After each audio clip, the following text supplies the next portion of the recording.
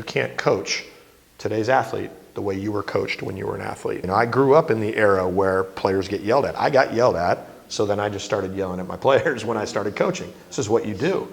I think I'm not doing a good job as the coach if I can't come up to a player and be directly honest with him with feedback, and he gets offended by that, he gets defensive, he doesn't like that I said that.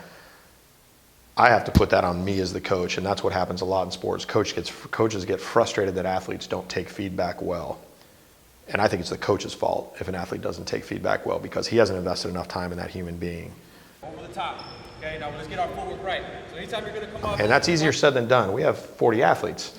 And to have that kind of relationship with 40 different guys where you can just walk up to him and say what needs to be said without him being offended, that takes time. But to me, that's the time that should be invested as a coach. To me, the competitive advantage is building that trust among your athletes. That doesn't take away with the fact that being straight up, being honest, being direct, being transparent, and telling everything that's on your mind is critically important. I think every relationship between a coach and a player is different because you have different people involved. But I think the foundation of any quality relationship in life, but especially in sport, is built on trust and communication and transparency.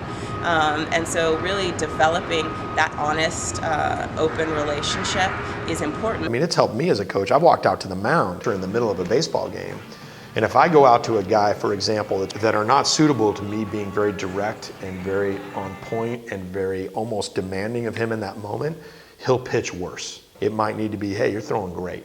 I love the way you look. I love the way you're going about your business. You look confident. You feel confident. I can tell. Focus on that glove a little bit more. Don't be afraid to attack that glove and then turn around and walk away. Whereas there's some guys, I need to be direct, I need to be honest, and I need to get off that mound as fast as I can. He needs to hear the message. He needs to hear it directly, no fluff, and he needs to be done. So I can go out to that guy and say, you need to throw more strikes, and turn around and walk away.